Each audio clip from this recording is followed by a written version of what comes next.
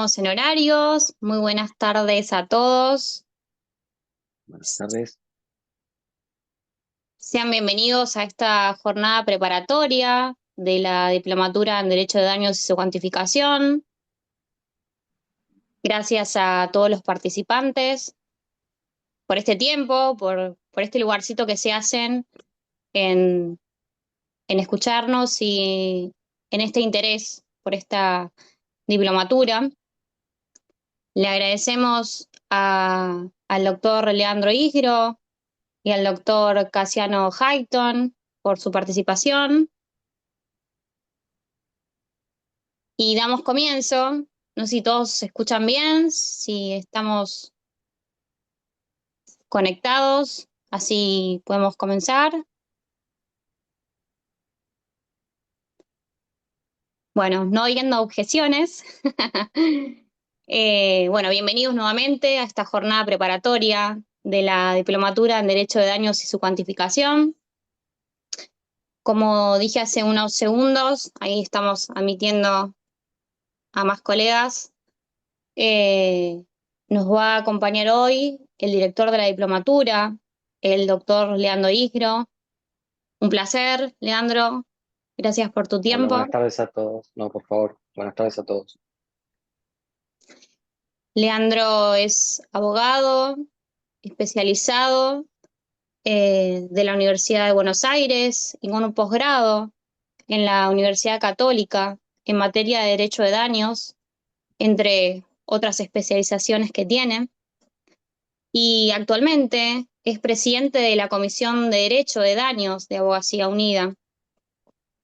Él es el director de la diplomatura y él más o menos nos va a contar e introducir en esta jornada sobre qué es los temas que vamos a hablar hoy para todos y todas.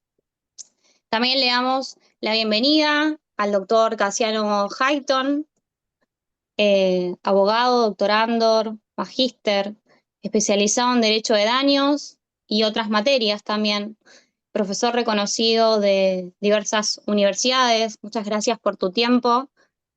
Oh, gracias a ustedes por la invitación y por la convocatoria. Gracias. Así que damos comienzo. El doctor Leandro Isgro nos va a introducir en esta jornada que hoy nos reúne a todos y a todas. Bueno, gracias. Buenas tardes a todos nuevamente. ¿Cómo están? Bueno, les comento un poco la idea de esta charla, de esta convocatoria, es a los fines de poder contarles a ustedes el lanzamiento de la diplomatura en Derecho de Daños de Abogacía Unida, de la Asociación Civil y de Fundación FEJA. Que se va a estar cursando en el ciclo lectivo del año que viene, en el 2025, ¿sí? Estará comenzando aproximadamente en finales de abril-mayo y tendrá una duración de aproximadamente 3 meses con 12 módulos, con una cursada intensiva. Contarles un poco en qué consiste la diplomatura y también aprovechar este espacio, ¿sí? Como para charlar algunos temas referentes a la temática, y entre ellos hemos elegido, luego de la presentación de la diplomatura, conversar sobre la cuantificación de los daños, ¿sí? Un tema de relevancia y a la vez el concepto y los tipos de daños que existen, que va a estar desarrollado por quien les habla y por el doctor Highton. Bueno, comenzamos. La diplomatura que les estaba comentando está confeccionada en un programa de 12 módulos, ¿sí? Claramente comienza con una parte general, ¿sí? Como medita la materia. Esta parte general va a tratar sobre lo que es la introducción, ¿no? A la responsabilidad civil, ¿no? Esta introducción vamos a ver las funciones de la misma, la función resarcitoria, la función punitiva y la función preventiva, ¿sí? Que tiene la responsabilidad civil incorporada a partir del, si bien existía en otra normativa, fue incorporada en el Código Civil a partir de la modificación en 2015.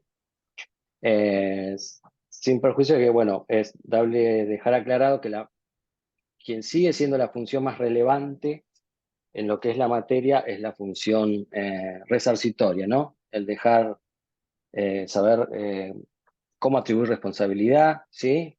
Cómo cuantificar el daño sufrido por la víctima y cómo dejarlo o tratar de lograr la indemnidad de esa persona, y que las cosas vuelvan, como se dice, a su estado anterior, aunque no siempre es posible, ¿no? Un otorgamiento, una reparación en especie, y por eso generalmente vamos a ver un resarcimiento dinerario, ¿no? Que es la forma que se encontró como para apaciguar el padecimiento. Empezaríamos con la parte general, ¿no? En esta diplomatura, introduciéndolos a la responsabilidad. Esta responsabilidad civil tenemos que tener en cuenta que para analizar cuando nos llega un caso, les quiero comentar que la idea de la diplomatura va a tener un sentido práctico para que ustedes se puedan llevar herramientas que les permitan ejercer el día a día en la profesión, ¿sí? Vamos a introducirnos en lo que es la responsabilidad, cómo atribuir esa responsabilidad y por ende vamos a tener en cuenta cuándo vamos a estar ante un daño, qué elementos tiene la responsabilidad. Entre ellos, uno de ellos es la antijuricidad, ¿sí? Es la acción u omisión antijurídica que provoca un daño, es antijurídica, ¿sí? Se va a analizar cuándo estamos en presencia de uno de los primeros elementos que es la antijuricidad. Les adelanto que esta antijuridicidad hoy en día podemos determinar que es material y no formal, es decir, ¿a qué me refiero?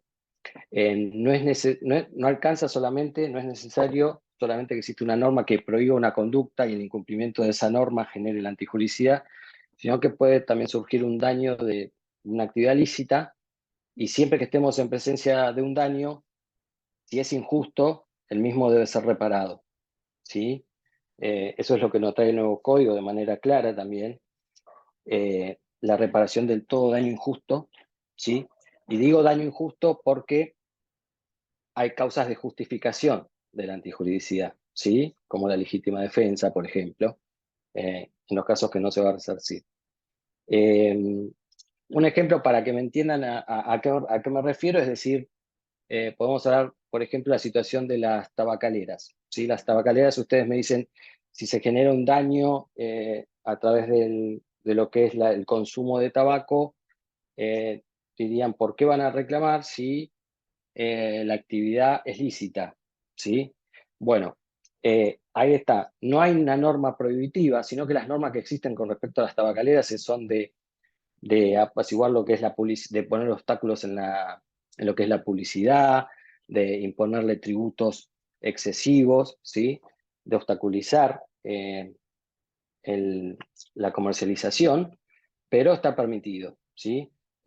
Sin perjuicio de eso, más allá de que no existe una norma prohibitiva, si se genera un daño y se logra, lo que resulta difícil en estos casos, comprobar la relación de causalidad entre la acción de fumar y el daño que padece la persona, bueno, existiendo un daño, aunque no haya una norma prohibitiva, se debe reparar, porque es un daño injusto.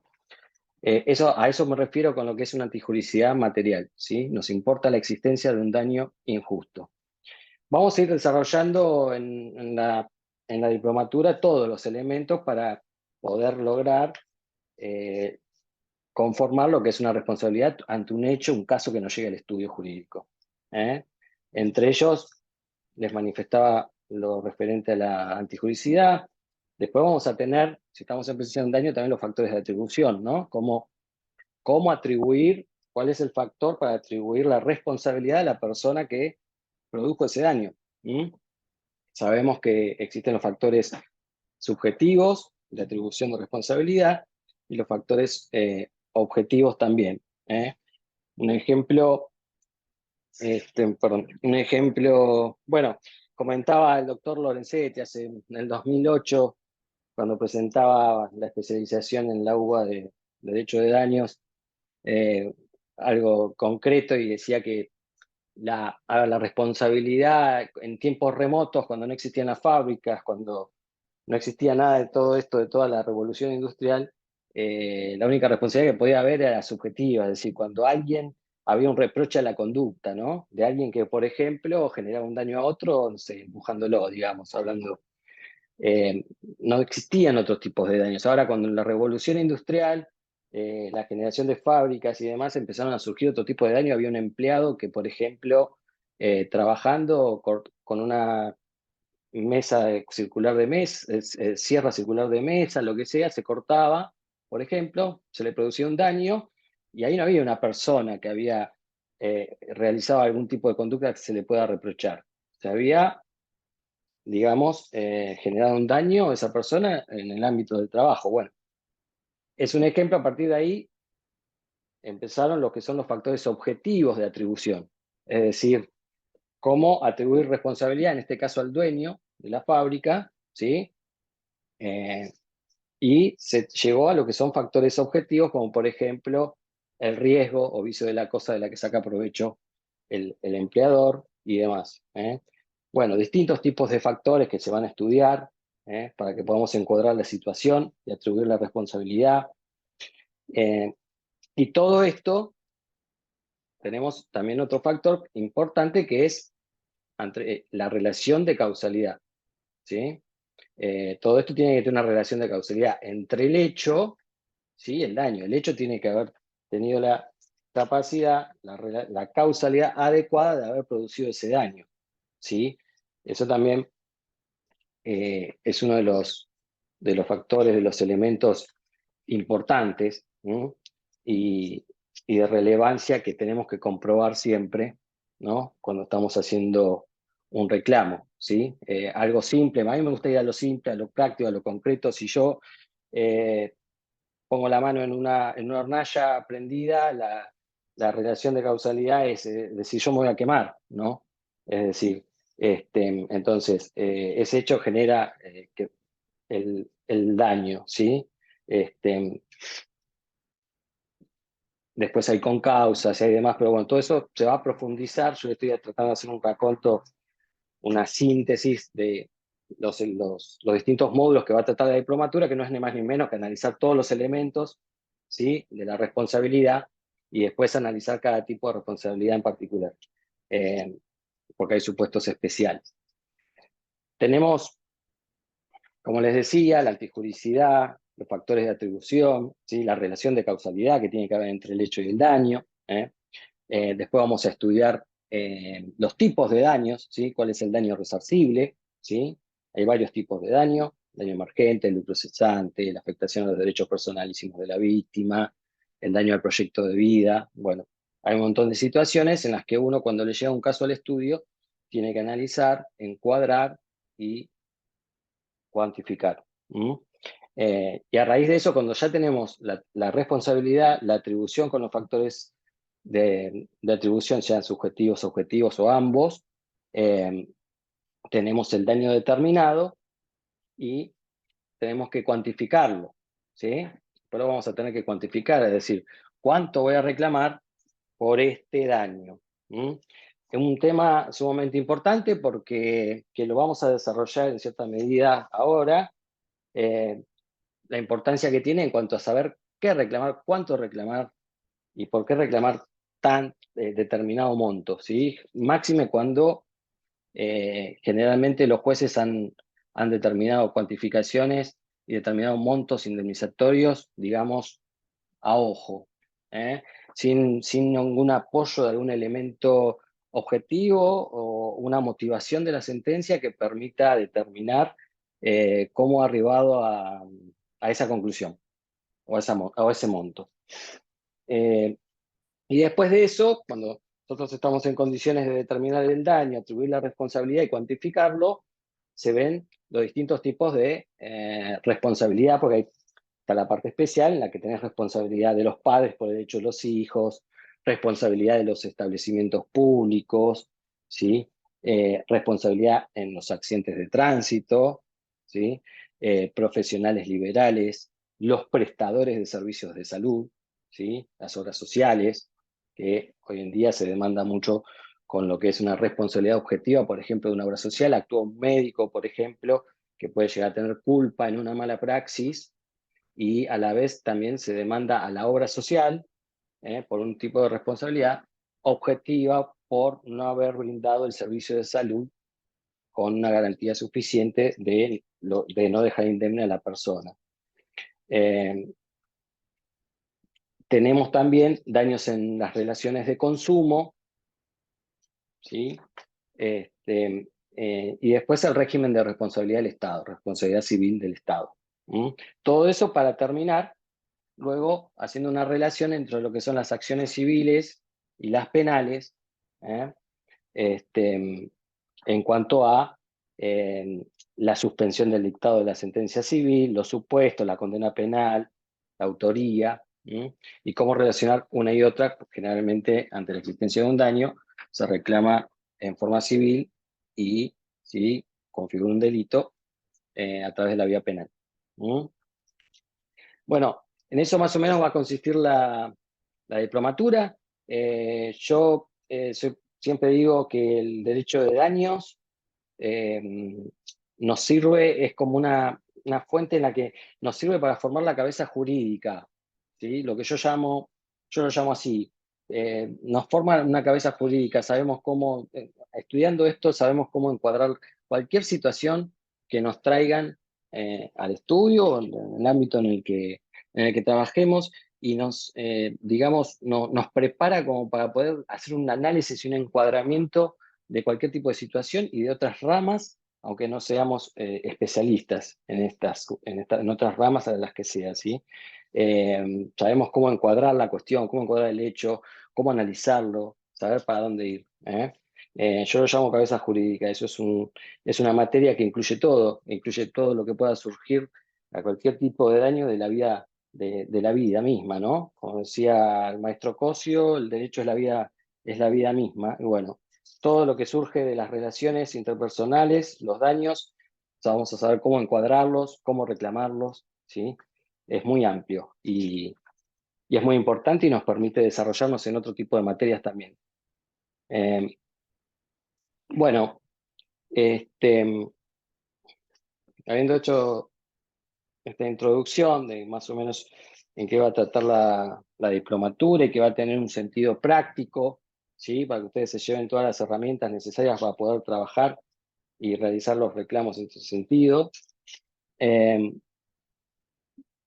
Vamos a aprovechar, ¿sí? Para hablar un poco, ¿sí? Hacer un adelanto de forma general, lo que se va a profundizar claramente en lo que sea el dictado de la diplomatura, respecto a lo que es la cuantificación del daño. La cuantificación del daño y los tipos de daños que va a desarrollar el doctor Hayton también. Bueno, como les decía,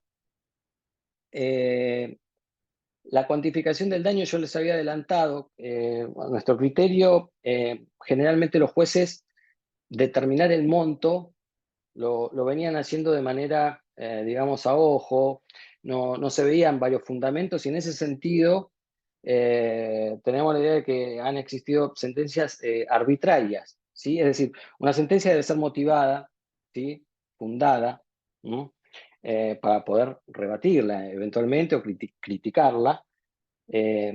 Y generalmente la determinación del monto indemnizatorio no tenía un apoyo sólido, el cual podamos saber desentrañar cómo se había arribado a dicha conclusión.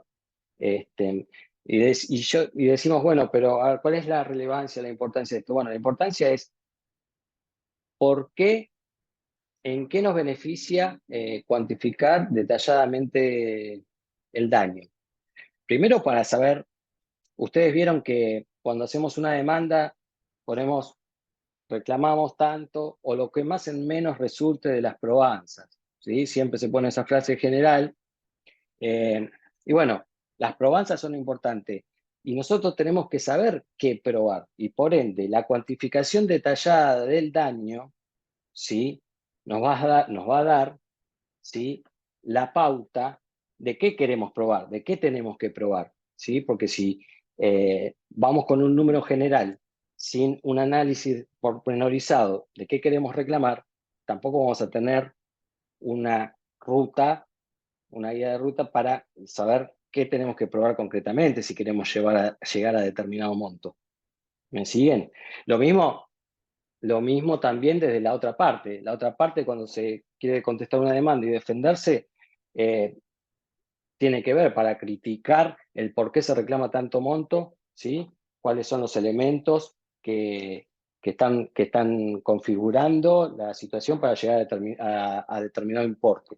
Y lo mismo cuando apelamos, ¿sí? Si apelamos porque nos consideramos alta la cuantificación o baja la cuantificación, bueno, cuando apelamos tenemos que hacer una crítica concreta y razonada y obviamente tenemos que ser conscientes de los elementos que vamos a criticar y si no hay elementos, si hay una determinación general de un importe, un monto que se reclama, qué es lo que vamos a criticar para decir esta cuantificación es baja o esta cuantificación es alta. Bueno, para eso sirve la cuantificación. En todo eso nos beneficia hasta cómo explicarle a un cliente, ¿sí?, el por qué se reclama tanto dinero y no otro monto. Esto nos diferencia, ¿no?, de quien no realiza este tipo de trabajo y esta cuantificación detallada. ¿Eh? Este, lo, lo referente a lo que es la cuantificación, cuando yo digo que los jueces siempre han realizado la misma con no mucho apoyo de elementos objetivos, en consonancia con eso también tengo que decir que los jueces han sido siempre renuentes a utilizar fórmulas.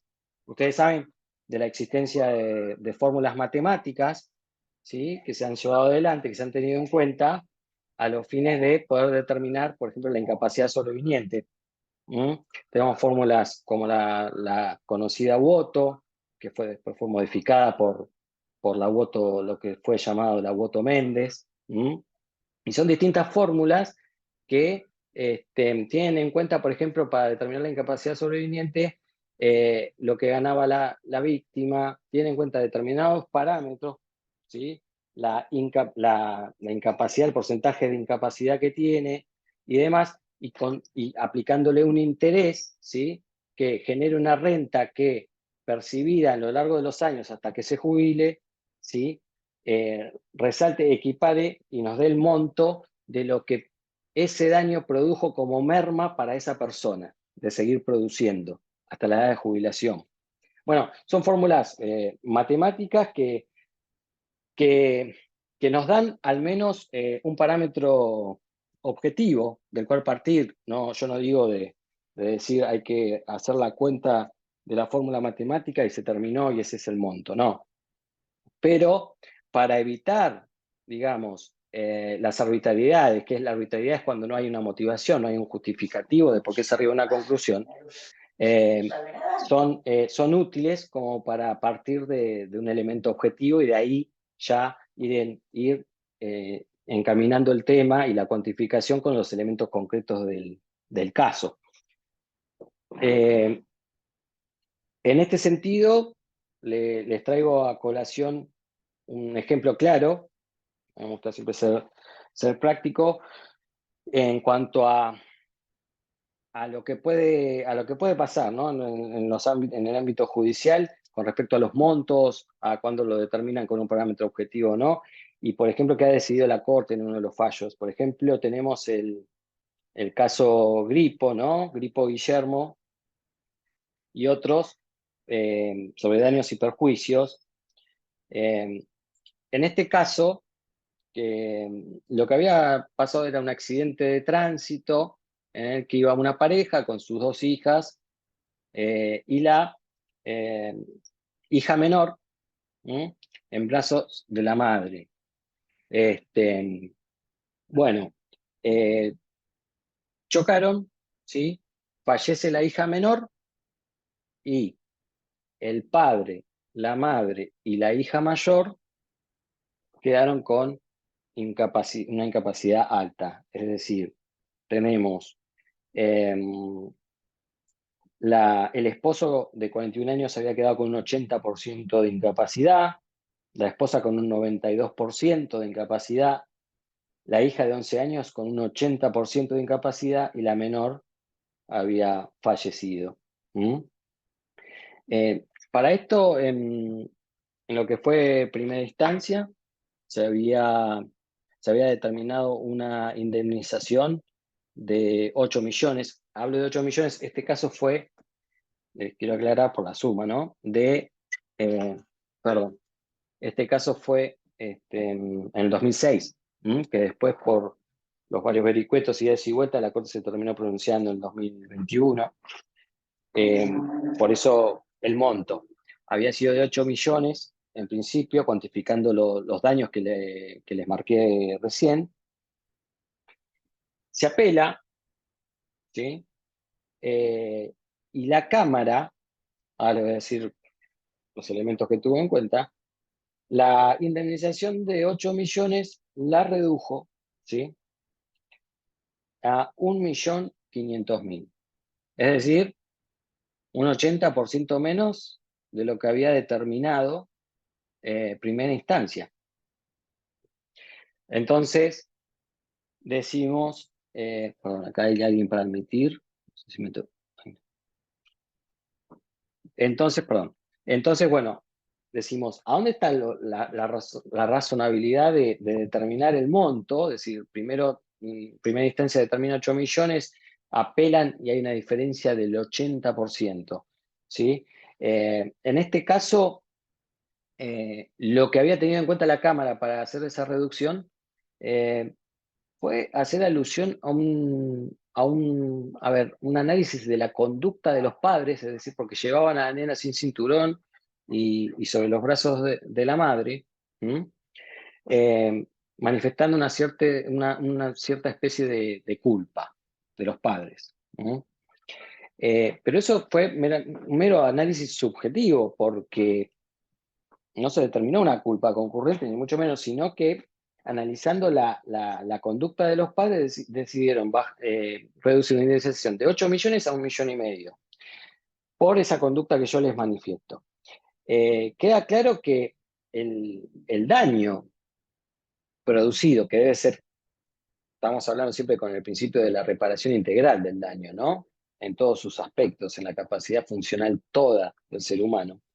Ese daño es el mismo, más allá de la conducta, que ni siquiera había sido aludida en lo que fue el caso este. Por lo tanto, es impensado, no había un elemento objetivo, ni mucho menos, que fundamente la reducción más allá de un mero reproche moral de la conducta de los padres, haciendo una diferencia entre una persona que le hubiese transcurrido el mismo infortunio, ¿sí? Discriminando por un reproche moral de la conducta a los padres que habían actuado de esa manera. En ese sentido, la Corte se pronunció manifestando que la reparación debe ser integral, que el daño sufrido era el mismo, ¿sí? Para cualquier persona, y que en función de la integralidad de la indemnización, la reducción devenía arbitraria.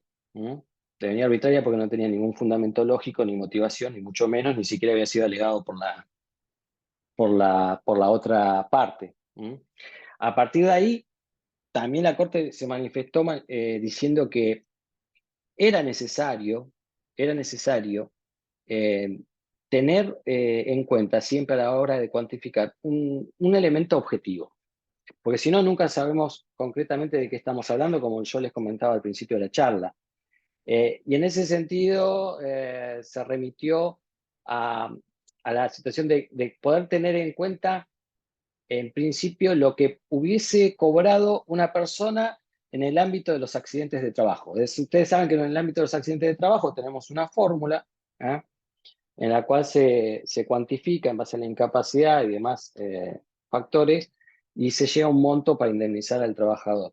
Bueno, la Corte se manifestó, necesitamos tener elementos objetivos, podemos tener en cuenta lo que hubiese percibido un trabajador si el infortunio, el daño padecido hubiese sido en el ámbito del trabajo, y a partir de ahí analizar el caso concreto y avanzar, pudiendo aumentar el monto.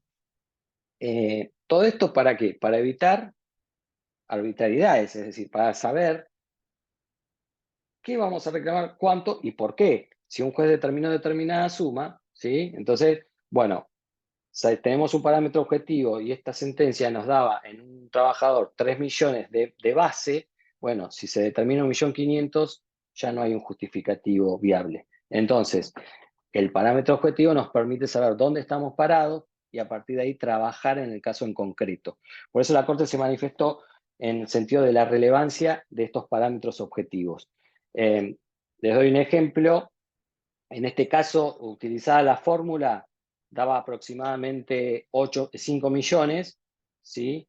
Y el piso en el ámbito laboral era de 3 millones, ¿sí? Entonces, sabemos que el piso se cumplió, ese parámetro objetivo se cumplió, y si la suma llega a 2 millones más, es decir, de 3 a 5, lo fue en virtud de los elementos y particularidades concretas del caso. Eh, bueno, a raíz de todo esto, algo para resaltar en cuanto a la cuantificación es que a partir del Código Civil y Comercial de la Nación del año 2015, el artículo 1746 nos trae de manera taxativa la implementación de lo que yo les comentaba, que eran las fórmulas, ¿sí? Las fórmulas para determinar el daño, estas fórmulas que se tienen en cuenta diferentes factores, como la edad de la víctima, el importe, lo que ganaba mensualmente, la edad que le falta para jubilarse, un interés aplicable, para que esa renta determine la merma que se le produce a la persona en virtud del daño.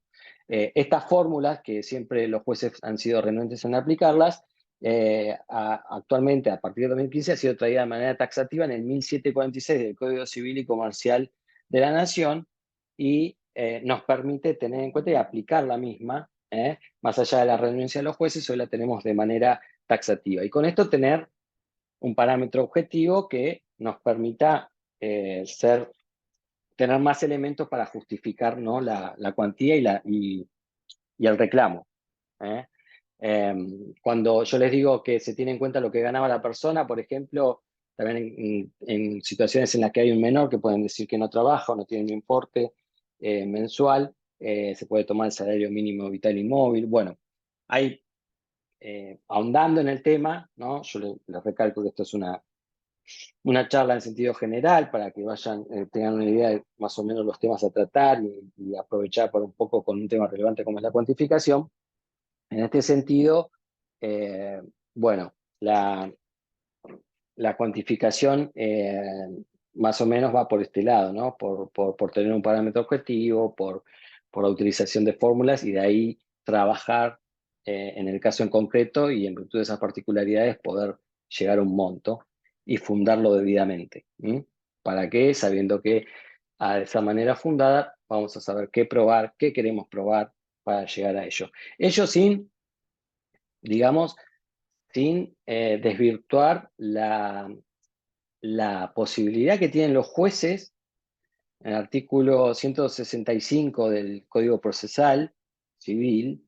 Los jueces tienen la facultad, digamos, de fijar el importe del reclamo, ¿sí? De fijar el importe del reclamo siempre que el daño esté comprobado, ¿sí? Aunque no se haya justificado el monto, ¿sí?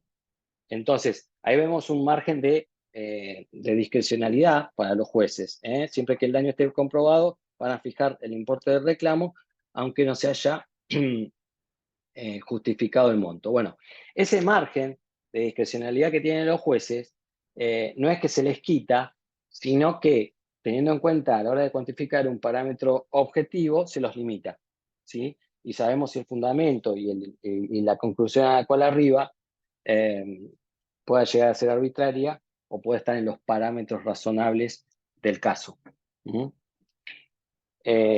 Bueno, un poco esto, una charla general de lo que va a ser la diplomatura, de lo que vamos a aprender, aprovechando el tema de cuantificación y la importancia de la misma. Y bueno, un poco eso. Yo ya más que nada le quiero dar la palabra al doctor Hayton para que prosiga con su exposición en cuanto a los daños que existen, los daños resarcibles. Y bueno, seguimos acá y cualquier pregunta a disposición. Bueno, bárbaro. Gracias, Leandro. ¿Se me escucha bien? Se ¿Sí? te escucha bien, Ok, perfecto. bueno, bárbaro. Bueno, voy a intentar ser, gracias por la convocatoria, gracias, Leandro, No, por favor, gracias, gracias a vos Feja, por asistir.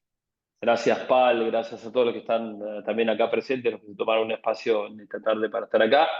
Voy a intentar ser apenas complementario de todo lo que dijo Leandro, coincido plenamente con todas sus apreciaciones generales. La verdad que el Código Civil Comercial en materia de daños está muy bueno porque está muy esquematizado, muy organizado, tenés muchas pautas. Si cualquier colega sigue artículo por artículo, por más que nunca haya hecho una demanda de daños o nunca haya afrontado un caso de daños, podés seguir porque está todo muy perfectamente ordenado. Antes tenías artículos diseminados por todo el código y ahora tenés el daño de relación de causalidad, los daños morales, extrapatrimoniales o no morales, la cuantificación, ¿no?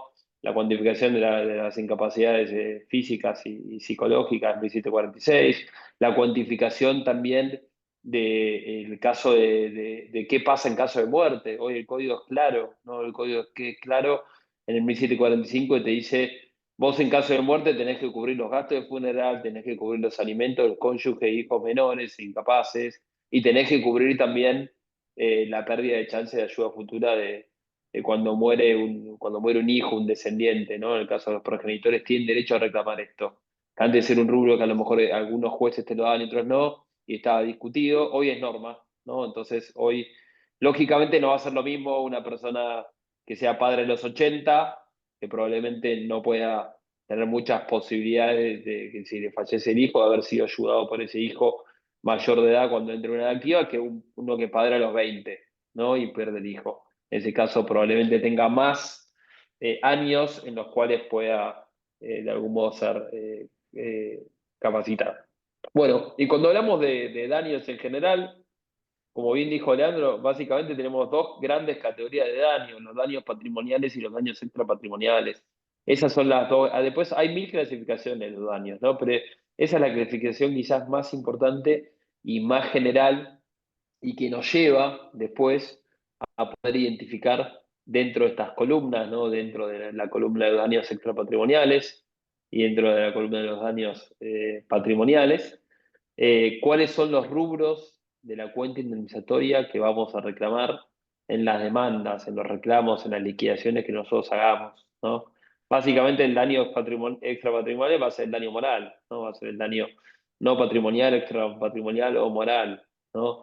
Y cuando hablamos de daño moral, hablamos de esta lesión al sentimiento, al espíritu, ¿no? Esta situación disvaliosa que cambia tu forma, tu capacidad de querer, de sentir, de estar, de relacionarte con el resto, ¿no? Estas molestias, ¿no? Cualquier daño, cualquier accidente de tránsito, cualquier siniestro, cualquier situación disvaliosa en lo físico, también va a generar una molestia espiritual, ¿no? Una molestia sentimental. Eso es el daño moral. No, lógicamente, si yo tengo un accidente de tránsito y tengo una fractura de tibia y peroné, después voy a tener que pasar por un hospital, voy a tener que pasar por un médico, voy a tener que estar un montón de tiempo sufriendo y recuperarme. Todo ese sufrimiento se indemniza. Y ese sufrimiento es el daño, es lo que conocemos como daño moral o como daño no patrimonial, hay diferentes formas de llamarlo. Y el código es claro, lo tenemos regulado en el 1741 y dice que respecto de este año, respecto de este rubro, el legitimado activo va a ser el propio damnificado, salvo que del propio hecho surja la muerte o la gran discapacidad o la gran incapacidad de este ser querido. En ese caso sí se abre el paraguas de legitimados activos y puede reclamar el cónyuge, los convivientes que llevaban un trato familiar ostensible y los descendientes y ascendientes. Es decir, el código amplía la legitimación respecto del código anterior y hoy tenés una suerte de bastantes personas legitimadas, ¿no? La jurisprudencia ya había venido aceptando la legitimación de todas estas personas. El único caso que queda fuera del nuevo código que la jurisprudencia le había recetado era el caso del hermano no conviviente y el caso de las parejas también no convivientes, casos de parejas por ahí de novios y que estaban hace muchos años y la verdad que el daño moral lo sufren, ¿no? De hecho, hay parejas que no conviven y muchas veces son las que más duran, ¿no? Pero digo, sin duda que si fallece una pareja no conviviente, me parece que otro, el daño lo vas a tener. Mi opinión es que esta norma lo hubiese dejado un poquito más abierta diciendo que se presume el daño para todas estas personas mencionadas y si otro acredita algún daño, bueno, lo va a tener que probar, ¿no? De hecho, en otros sistemas, en el derecho comparado, el sistema de reclamo de daño moral es totalmente abierto y no hay ninguna catarata de daño, no hay nada, no se rompió ningún sistema ni nada. Pero bueno, dejo esta inquietud planteada. Y del otro lado, de la otra columna, de la otra fila, tenemos lo que llamamos daños patrimoniales. Y dentro del daño patrimonial, bueno, tenés que mirar qué es lo que afecta. Lo que afecta es el patrimonio, ¿no? En términos económicos, para entenderlo, en el daño patrimonial, yo tengo 1.000 pesos, después del accidente voy a tener 0 pesos porque me sacaste ese patrimonio que tenía, y después de la indemnización, después del resarcimiento, debería recuperar esos 1.000 pesos, ¿no? Este ejemplo sencillo nos sirve para entender a qué nos referimos con daño patrimonial. Es una afectación al patrimonio, algo que vos tenías en tu patrimonio y deja de estar después del accidente, ¿no? Después del siniestro, después del daño. En cambio, en el daño extrapatrimonial o el daño moral, vos tenés los 1.000 pesos, después del accidente seguís teniendo esos 1.000 pesos, pues patrimonialmente no te saqué nada, pero estás sufriendo, y después del resarcimiento vas a tener 2.000 pesos, ¿no? Vas a incrementar patrimonialmente. eh, ¿Por qué? Pues básicamente la mejor forma de indemnizar termina siendo la suma dineraria.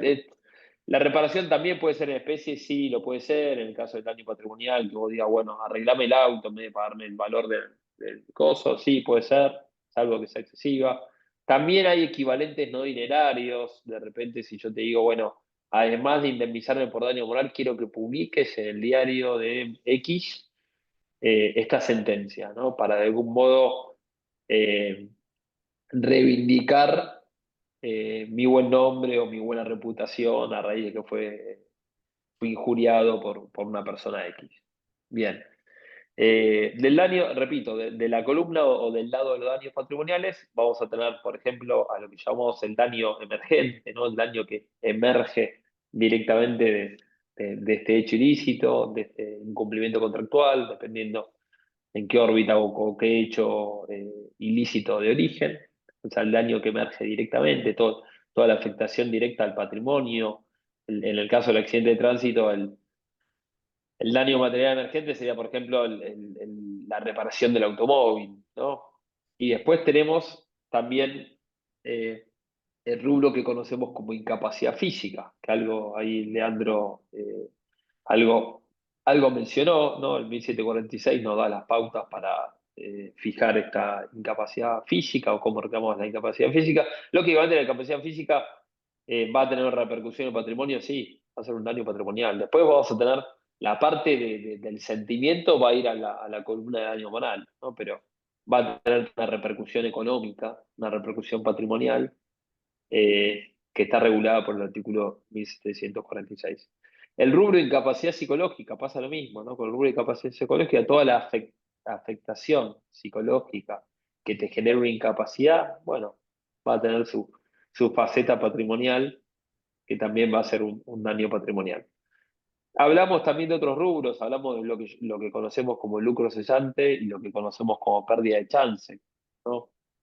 El lucro cesante, para entenderlo, ¿no? El ejemplo que siempre damos es el ejemplo del libro de el taxista que tiene taxi, se lo chocan y no puede usar su auto durante 15 días hasta que se lo arreglan. Bueno, esos 15 días que no usó el auto es el lucro cesante, ¿no? El lucro cesante es eso que dejaste efectivamente de percibir. Esos 15 días que no pudiste facturar, que no pudiste cobrar, eso es lo que conocemos como el lucro cesante. Es un daño patrimonial emergente y es una consecuencia inmediata previsible del incumplimiento de derecho ilícito. Y tenemos también otro rubro que conocemos como pérdida de chance. Este es un rubro a veces más difícil de identificar y de cuantificar, ¿no? Recién hace un ratito hablábamos que el 1745 en el inciso C nos hablaba de la pérdida de chance de ayuda futura de un hijo, en el caso de que muera un hijo, para los progenitores, ¿no? En ese caso, como dijimos, para la pérdida de chance va a haber que darle pautas al juez, pautas objetivas de esta probabilidad. Lo que se resarce ahí no es, como en el lucro cesante, lo que efectivamente dejaste de obtener, sino lo que se resarce en este caso es la chance, ¿no? La chance que vos tenías de que se produzca tal o cual cosa. Lógicamente la chance no va a ser cero, pues si es cero no hay chance, no es resarcible. Tampoco va a ser 100, porque si es 100, si está 100% seguro, ya es un daño, ¿no? Va a ser un número, una chance que esté, una probabilidad que esté entre 1 y 99. Mientras yo más acredite que había más probabilidad de producción de esa situación, o de producción de ese año, mayor va a ser la chance resarcible y mayor entonces va a ser el número de la cuantificación, la valoración, la determinación y la liquidación de ese daño, ¿no? Eh, Me parece que esta pauta es interesante. Y un ejemplo para entender la pérdida de chance, un ejemplo bastante claro que llegó a la jurisprudencia, que no tuvo buena recepción por la jurisprudencia, pero me parece que es un ejemplo muy fácil y muy claro para explicar la pérdida de chance. El caso de un consumidor que había participado en un concurso de Marlboro para ganarse un Jeep, compra una, dos, tres paquetes de cigarrillos, mete los cupones en un buzón de un kiosco en San Isidro y nunca pasó Marlboro a retirar ese buzón, ¿no? Entonces este consumidor inició un juicio de daño moral, pérdida de chance, justamente unos rubros que reclamaban la pérdida de chance de haberse ganado el Jeep, ¿no? Y me parece que en este caso era bastante claro. Vos agarrabas el valor del Jeep, lo dividías por la cantidad de consumidores que habían participado en el sorteo y lo multiplicabas por la cantidad de cupones y te daba exactamente cuál era la chance. Pues tenía una de 200.000, tenía tres de 100.000 o tres de 1.000, ¿no? Pero te daba muy fácil la chance. Sin embargo, la jurisprudencia dijo que, bueno, que no había pérdida de chance. A veces también las sentencias dan mensajes, ¿no? El mensaje me parece que los jueces era no vengan a litigar por una pérdida de chance de unos cigarrillos y un chip, ¿no? A veces me parece que el metamensaje de los jueces en este caso era eso, ¿no? Cámara Civil y Comercial de San Isidro, no me acuerdo ni el número de expediente ni la cartula, pero por ese lado. Pero bueno, es un ejemplo buenísimo que nos sirve para entender lo que es la pérdida de chance. A ver, en el caso de ustedes, ya casi todos, creo que el público, casi todos son abogados, pero supongamos que nosotros fuésemos estudiantes de Derecho y estuviésemos en el último año de la carrera y padecemos o sufrimos un accidente que no nos permite continuar con la carrera universitaria. Bueno, evidentemente, si estoy en el último año, el resarcimiento de la pérdida de chance de haber sido abogado es mucho mejor que si recién estoy en primer año o en el caso de la UBA recién estoy empezando en CBC, o si estoy en el último año de colegio haciendo una orientación preuniversitaria y me salió 90% de derecho y tenía la voluntad y me anoté en UBA 21, lo que sea, ¿no?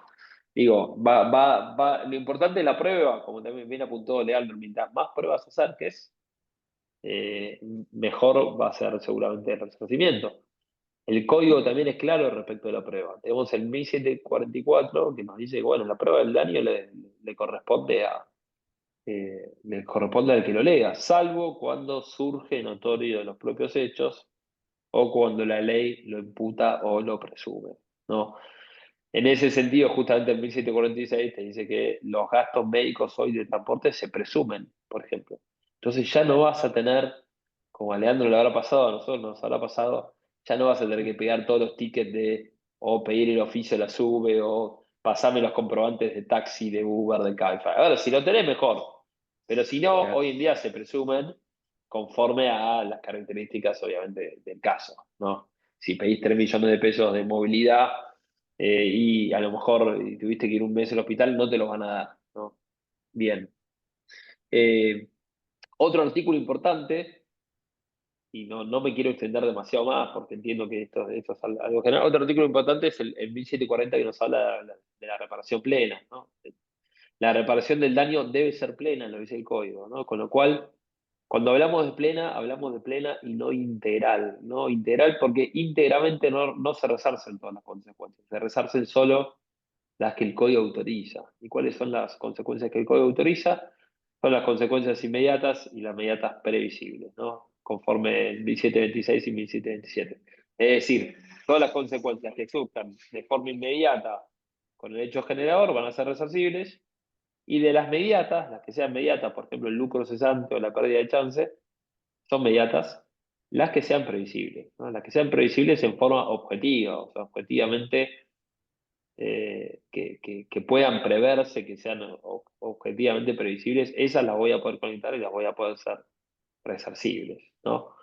Entonces el código por eso habla de plena. La indemnización es plena dentro de lo que justamente el ordenamiento jurídico te permite.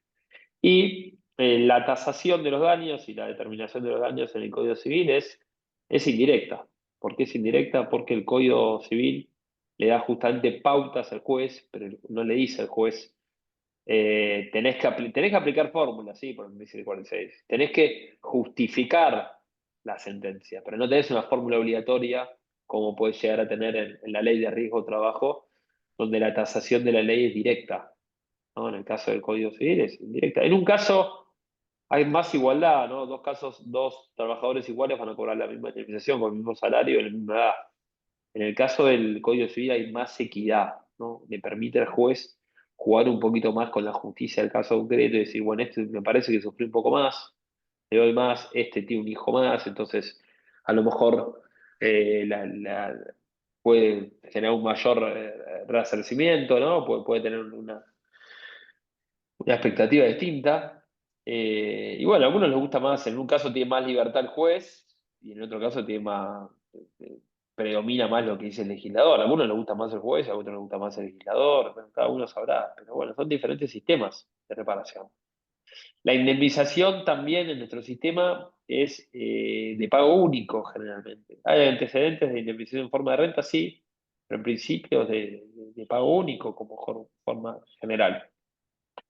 ¿Podría alguien pedir la indemnización en forma de renta? Sí, la podrías pedir, no está prohibido, pero creo que quedarías medio complicado, ¿no? Porque tendrías que asegurarte digamos, la forma de ir cobrando eso todos los meses, ¿no? Digamos, la idea por ahí de la indemnización en forma de renta, la idea teórica está buena porque vas pagando a medida que se produce el daño, ¿no? Yo voy a necesitar pagar la cuenta de luz y de gasto a mi vida. Entonces, si no puedo trabajar más y vos me vas pagando por mes, la idea está buena. Pero bueno, en la práctica no funciona, al menos en nuestro sistema, ¿no? Bien, otro dato, otra cuestión también importante es que las indemnizaciones de daños y perjuicios son obligaciones de valor, ¿no? Tenemos un artículo muy importante que es el 772 que nos habla de que si la deuda consiste en un valor, el juez va a tener que fijar ese valor al momento de la sentencia. Esto es muy interesante, ¿no? Porque hoy en día justamente estamos en un momento donde se discute mucho el valor, se discute mucho la cuantificación, se discute mucho la tasa de interés, tanto en civil, en laboral, en todo lo fuera, ¿no? Se aplica activa, se aplica pasiva, en provincia, ¿no? En provincia con el fallo barrios. Y me parece que hay mucha confusión, más allá de lo que opine cada uno, hay mucha confusión y se confunde capitalización con interés y con actualización, ¿no? Actualizar es mediante algún índice, actualizar el monto de la deuda de dinero, supongamos, a valores actuales. Eso es una actualización. El interés va a tener que ser un interés al menos compensatorio, que compense no haber tenido la plata durante todo ese tiempo. Entonces, tiene que ser una tasa positiva en ese sentido. No puede ser que una sentencia actualizada de menos que lo que dio la inflación, ¿no? Debería ser una suma actualizada, si la fijas a valores históricos, más algún punto de compensatorio, ¿no? Para poder compensar todo ese tiempo que no tuviste la plata disponible. Y el último fallo que salió de la Corte, que dice que, bueno, si se cuantifica valores actuales, hay que fijar una tasa de descuento. La teoría no está mal, no está mal. En realidad, si verdaderamente los valores fuesen actuales, está bien la teoría. Lo que pasa es que muchas veces pasa que el problema no está en, en ese lado. El problema está que no se cuantifica bien, ¿no? No se valora bien la daño. No puede ser que la vida humana valga tan poco, ¿no? Entonces, si realmente los jueces, en general, hablo en términos generales, ¿no? Cuantificarían con valores realmente actuales, sí, aplicar una tasa de descuento, aplicar una tasa pasiva, no hay problema. El problema es que muchas veces justamente no se valoran bien los daños. Entonces es un desfasaje enorme entre la sentencia de primera instancia, la de segunda, y el momento que de practicar liquidación y más de pago, ¿no? Y te pasó un año por ahí y se te desvalorizó todo ese patrimonio, toda esa indemnización.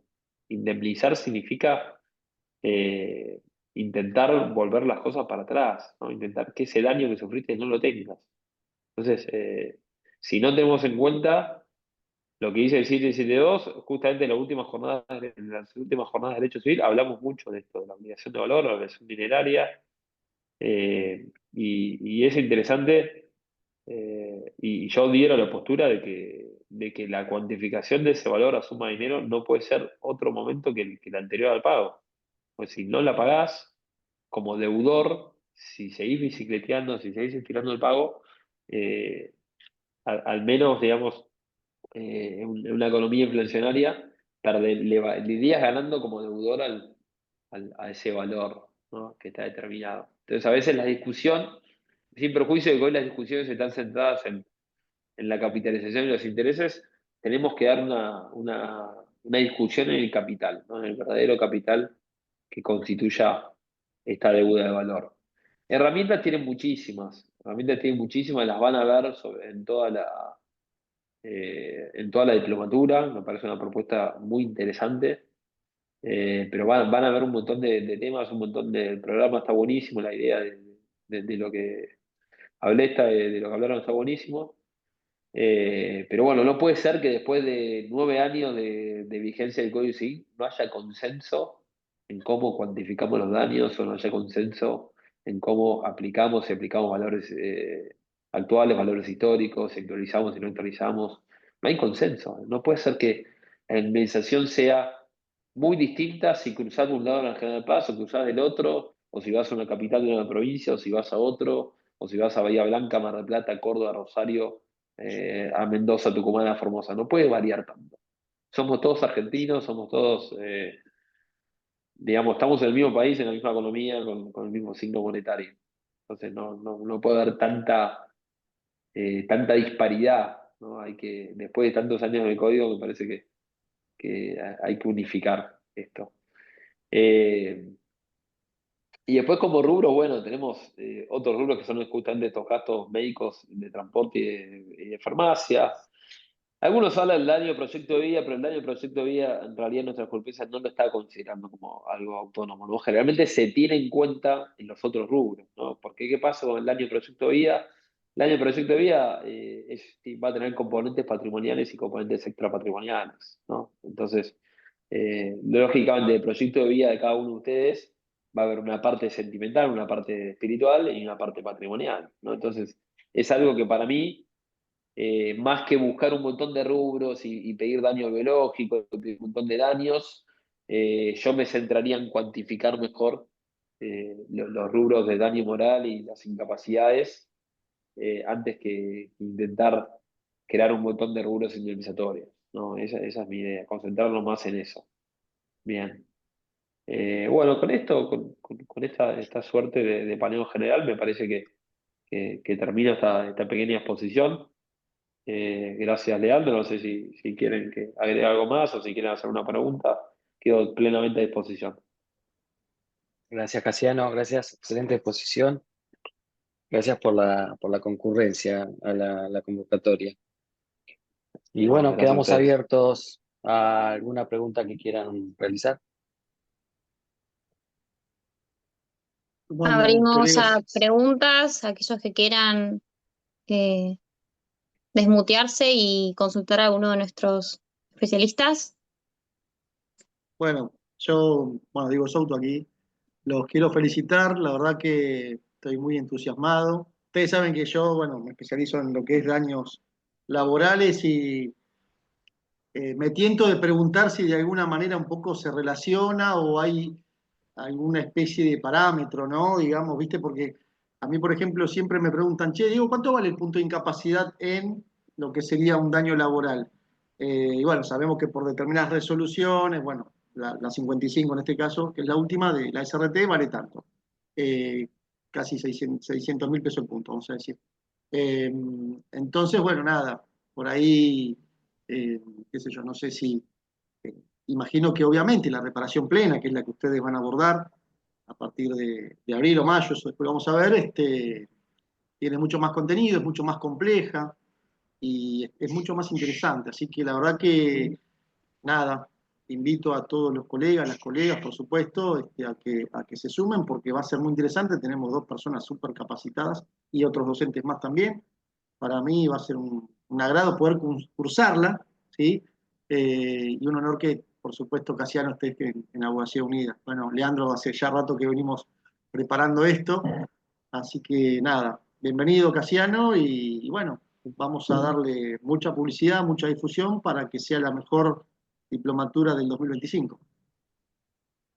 Bueno, muchas gracias. Muchísimas gracias, Diego.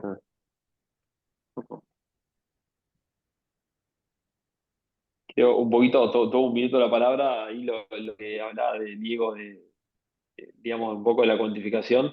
Sí, tal cual, el laboral, digamos, en la ley de riesgo está todo, como dije, ya determinado por la ley, sin perjuicio de que también algunos plantean la acción civil o la Bien, acción por el claro, 75, entonces cuando planteas claro. ahí, te metes ya todo en el mundo de la cuantificación civil, y acuérdense que hasta el 2012 también la acción era civil con el condicional de fallo Aquino, del 39, todo eso, Ujú, y los laboralistas también iban por la parte civil. En definitiva, el derecho es uno solo, ¿no? Y cada vez está todo más integrado, ya no son islas aisladas. El derecho es laboral, civil, es de daños, es constitucional. claro. Entonces, parece que los abogados tenemos que tomar herramientas de todos lados. Y respecto al punto de capacidad, me parece técnicamente, es verdad, se habla mucho de punto de capacidad. Quizás en laboral sí se puede determinar, porque tenés esos pisos mínimos, esas cuentas mínimas, pero técnicamente para mí en civil, al menos judicialmente, hablar de punto de capacidad no es tan preciso, ¿no? No es tan preciso porque eh, habrá que estar alguna de las fórmulas o alguna de las formas de justificar las indemnizaciones, y a eso obviamente además le tendrás que sumar el daño moral y todas las demás cosas, ¿no? Pero sí, obviamente en la práctica se habla mucho de los puntos y Yo los valores de los puntos. ¿sabés cómo lo Eso, veo?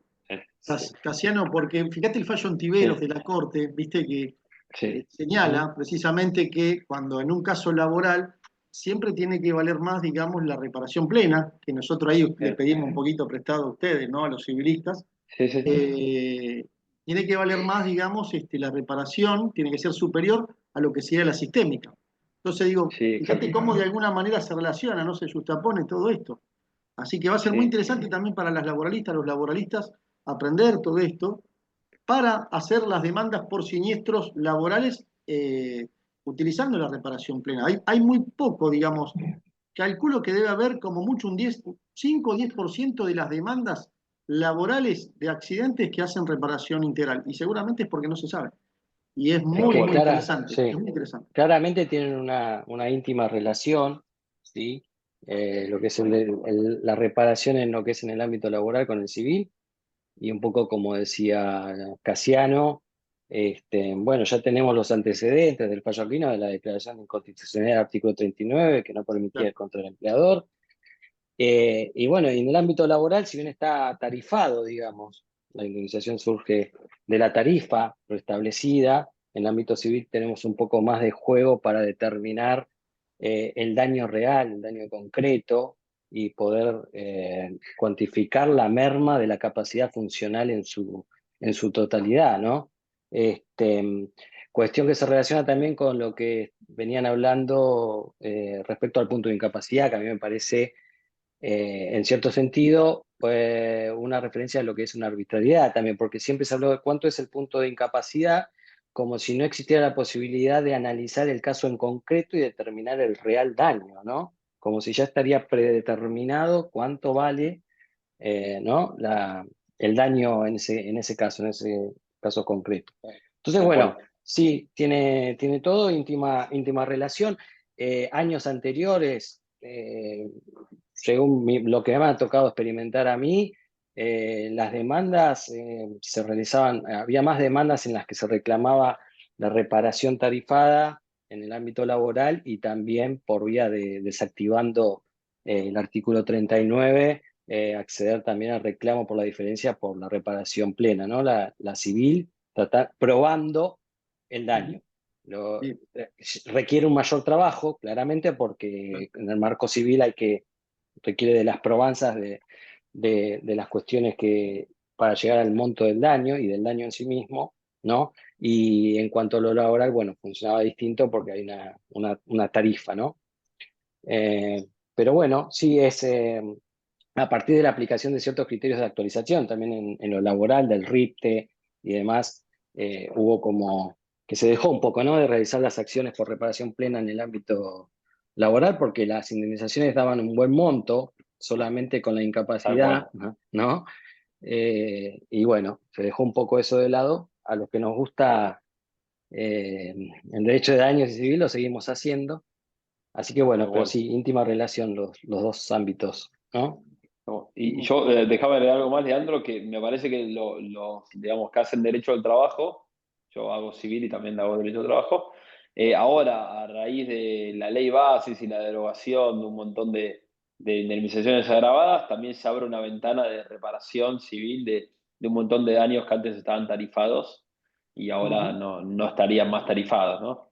Pero así que también una ventana importante ahí. Totalmente de acuerdo. Muy bien, es verdad eso. Bueno, muchísimas gracias, muy amable. Dejo a Sabrina para que siga cerrando, digamos, el tema.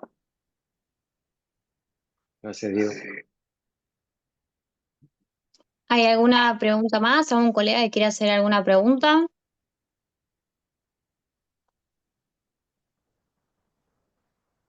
Bueno, Bueno, primero agradecer a cada uno de los participantes que nos han prestado la atención y el tiempo en esta jornada preparatoria. Gracias a el director de la diplomatura, Leandro Isgro. Gracias a nuestro expositor de lujo, Casiano Hayton. Y saben que por nuestros canales oficiales, mails y redes, obtienen información de esta diplomatura que se va a llevar a cabo en el año 2025. Así que más que a disposición para todos y todas. Y sin nadie más que agregar nada, muy buenas tardes o noches ya para todos. gracias. Gracias a todos. Bueno, Bueno, gracias a todos. Gracias, Por la Leandro. concurrencia, gracias Casiano, gracias muchas Diego, gracias gracias, Sabrina. Leandro, Diego. Muchas gracias a todos. Abrazo. Nos estaremos viendo. Hasta Ok. luego. Chao, chao. Chao. Chau, chau.